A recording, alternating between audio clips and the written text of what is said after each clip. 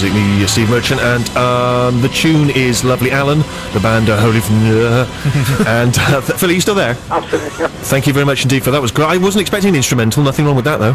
Oh yeah, I just really love how it's kind of so bouncy and full of energy and wakes you up, and I love how it comes out of the middle eight as well, particularly good. I love anything that comes out of the middle eight. Live, Phil. I'm sorry? Have you ever seen them live? No, I haven't. Me and Jude caught them purely by chance in a London club once, and I asked a girl, who's this band? And she told me, and I thought she was swearing at me and being rude. But they're really worth catching live, because the energy that's on the record is just 100 times that. They're really special, so catch them somewhere. Excellent. I know they're playing Glastonbury and Reading this year, but I think I'm a bit old for that these days. So. You're never too old. Oh my God, how old are you? 39. Oh, that is way too old. Get him off the radio. I'm sorry, Phil, we'll have to let you go. That is too old. I'm trying to appeal to the youth. Get rid of Phil, that is tragic. 39? Oh, I hope I die before I get to 39. And it's quite likely wearing this hat in the streets of London. Oh yes, I was going to quickly say, if you want to make a musical suggestion to the show, then how can you do it, Harry? Yeah, if you're much younger than Phil, you can go to www.bbc.co.uk/6music, follow the links to the show page, and there's a little box that says suggest a track. Click it and give us your details and the track. Thank you very much. BBC 6 Music. Wow. On digital, online, BBC 6 Music. Whoa, that was funky. I wasn't expecting that. Ooh, that sums up the liveliness of this show. We still got to come. James King is going to be reporting to us live from the Cannes Film Festival, providing his phone still works and the Frenchies haven't screwed things up their end. So, listen, you know how sometimes I like to DJ? People are not just on the radio, but in a kind of party environment. And a lot of you guys, I'm sure, have seen me, busting it live, and you've been suitably impressed. Last night, although jet lagged, having come back from Cambodia, I cruised along to my friend. He's having a great house party. I've told you about this before. What he does is he wallpapers all the walls with kind of big white sheets of paper. Everyone can write their names on it and stuff. Sounds kind of a bit rubbish, but actually it adds a sort of nice. People are scrolling stuff. It's a very good way of sort of mingling and communicating. He lays on the smoke machine. He had a live band playing in his living room last night. It was genuinely old school vibe, the sort of thing you'd see in a Beastie Boys video. It was dynamite. And obviously, around the 1 o'clock, they like to bring on an absolute master like myself. A lot of people playing some quite hardcore stuff. I like, as you know, to play the party favourites. I got no shame in that. Not necessarily Dizzy. Nothing wrong with Dizzy, but I'm obviously playing your Jackson, your Prince, the like. Some sort of guaranteed dance floor fillers. But I like to mix it up occasionally. And I'm not. This is not a tragic crowd. Okay, these are a crowd. They were really rocking it off to some drum and bass. Some guy was playing some nail and bass or whatever they call it, some pretty hardcore S. So obviously, it's quite dangerous when you're coming in and you're playing some of the stuff I'm playing, Whitney Houston or whatever. But they were loving it. They were genuinely going wild for it. But I like to experiment. Last time I was there, I dropped in some Collins. Right, Sussudio. Yeah. It took the roof off. I mean, it absolutely took the roof off. But we already know it's the big chimp advert.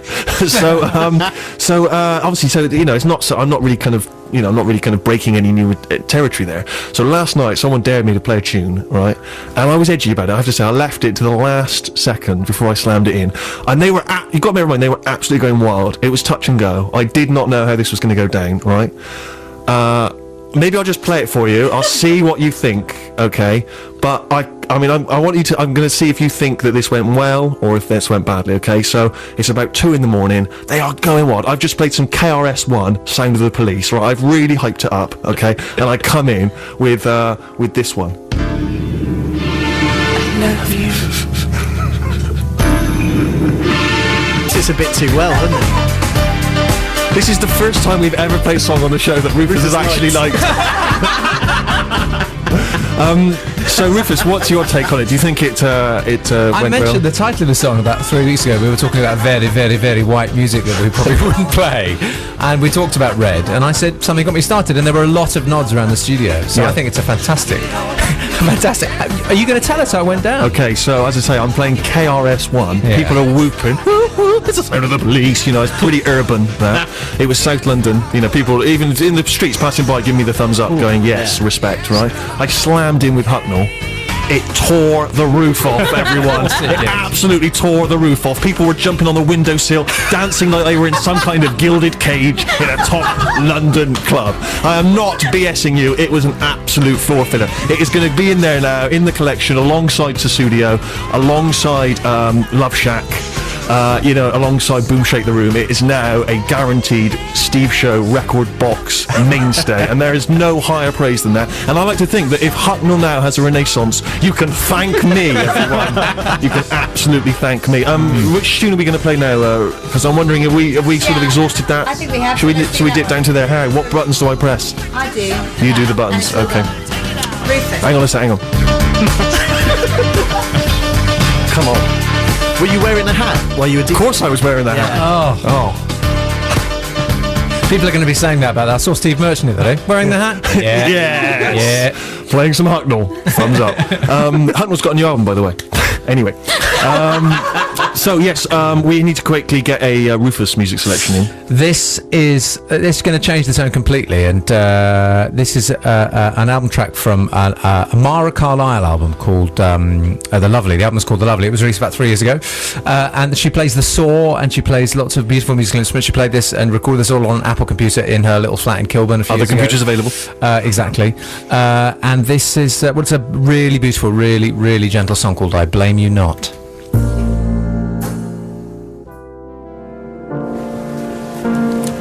That's Rufus's musical choice on this week's Steve Show. And what was it again, Ruf? It was the lovely Mara Carlyle with I Blame You Not. Thank you very much indeed. James King, live from the Cannes Film Festival. He has seen the Indiana Jones film. He'll be giving us his verdict shortly.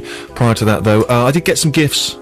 I didn't get one for all of you, but I brought something in quickly. Because I could buy sensible gifts that would sort of... Because I was actually trying to get some snake wine. There's snake wine in Vietnam. Yeah. How does that work? I know. It's it's more of a medicinal thing than it is drink that you would perhaps bring out at a dinner party. But I couldn't get hold of this. Well, I could have, but I would have been carrying it around. It was bound to get broken. You don't want dead snake in your suitcase. That's the last thing you want. But what I did is I got some traditional Cambodian instruments. So I'll just let you just experiment those. No, you open them up. That's the packaging. I'm just wondering, I don't know which of you can master these. I don't know which of you can master these quickly.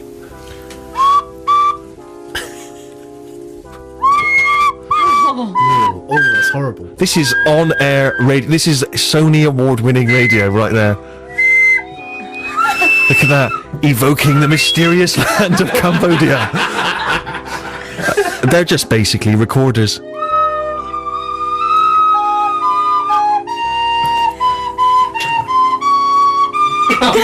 That is some of the most beautiful music I've ever heard. Anyway, enjoy those, and I will hopefully... Perhaps you can accompany each of the records, and the listeners will have an absolute wild time. Harry, what's your musical choice? We've got to race through them today. I went to a gig on Thursday night. It was at King's College in London, which was obviously a student venue, and I felt every day of my 33 years. I'd never been in such a young crowd. It was a little bit terrifying. I felt a little bit out of my depth. Youngsters wear quite strange clothes these days. Hats? No hats, but a lot of haircuts at funny angles. And they were all obviously quite excited about the gig. And within about 12 seconds of the first song starting, an enormous mosh pit started, and some kid came flying out with his nose literally exploding across the room, blood everywhere.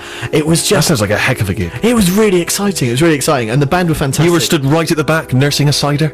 No, I was actually right at the front of the stage, but over to the side, so I was kind of looking on at the mayhem. It was very exciting, and getting covered in beer. The band with the Black Lips from Atlanta, Georgia. This is from last year's album Good, Bad, Not Evil, and it's called Cold Hands.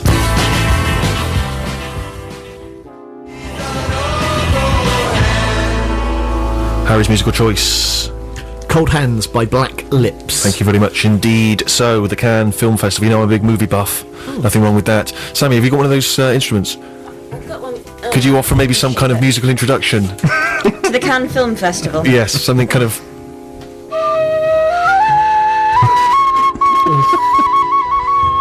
Not bad. I think that's pretty good. I don't know what that evokes exactly. Perhaps, Cambodia. the mystery of the festival. And I'll tell you, one person who can unlock the key that in the chest that opens up the secrets of the festival is James King, film reviewer and friend of the show. How are you, James? You there in France land? Yeah, surely the perfect moment for the LOLO theme music. Of course, what was I thinking? Oh. What I loved about that show was the way that the amusing gendarme could Yeah. swear at tea time, but because he was not swearing, he was just saying bad French, it was fine. Well, I was think pissing by the door whenever- and I heard a shit. Whenever I'm in, whenever I'm in France and I'm speaking French, I just imagine that's how I'm sounding to the French. Yes. Well, that's all you need to do. You just need to affect an amusing accent. The French understand what you're up Very to. much the Arthur Bostrom of the movie world. So, as exciting and glamorous as we all think it is?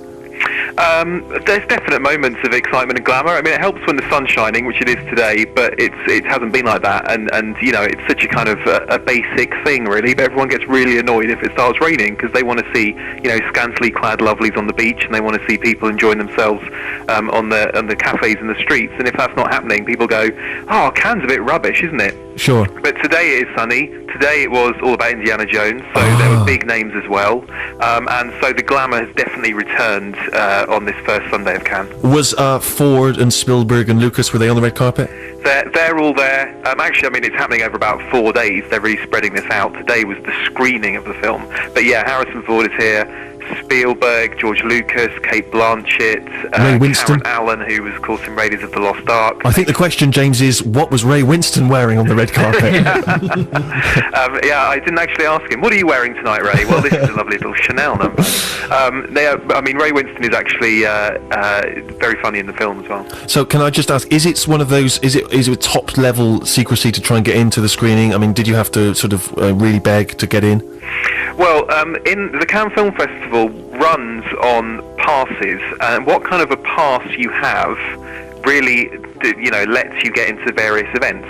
So you apply months in advance, and perhaps you might get a yellow pass, which means basically don't bother trying to get into anything because you're lowest of the low. And it goes up in different colours. It's yellow, blue, pink with a white spot, which is quite bizarre, and then white. And I don't know anybody who's ever got a white pass, but I think it's kind of you see the film and then get free sex after. Sure, yeah. Best With thing Ray in the Winston. world. And so when you go and queue for a film, and we were queuing 2 hours before Indiana Jones today, who gets let in first depends on what colour you have. So there were people with yellow passes who, you know, once you get past the kind of the opening gates, you probably never see them again because frankly they ain't never going to get in. Sure. But What kind of colour did you have? I've got pink, so I'm Come sort of on. which is quite apt, which is kind of middle ground. So, you know, you get into some stuff and you think there's a good chance you're going to get in, but don't take anything for granted. So you got into Jones. Got into Jones 2 hours before of queuing. There was shouting, there was actual physical violence in the queue when people thought, you know, there was pushing and people were queue jumping, which is what I was hoping for. You know, you kind of want a bit of French argy-bargy. Of course. Now listen, Actual French word, by the way. there aren't many films that or films or projects, music albums that I get excited about in that sort of nostalgic way. I didn't get particularly excited when the new Star Wars films came out. The moment had passed for me. I wasn't hugely excited when the To the Manor Born special was revived for BBC One. But I am deeply excited about Indiana Jones. The excitement that I feel for that character has never left me. Are you the same? Yeah, I am, and you know, in the run-up, I wasn't so much. I just thought, I haven't seen one of these for a long time, and I don't know if I'm that bothered. But watching him back on the screen again, I did think, well, this is brilliant. You know, he really is a great character, and I am pleased to have him back. You know, the film, to kind of cut to the chase, might not be perhaps as groundbreaking or as memorable as some of the previous outings, but it is still really good to have him back. And so, can you give us a little brief summary of the movie? I mean, is it a roller coaster romp? Absolutely.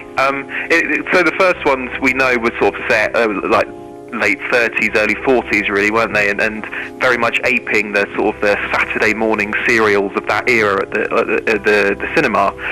Well, this has that again, obviously, but it is set in 1957, so it's that kind of old school romp. But it was also introducing things like rock and roll, which was very much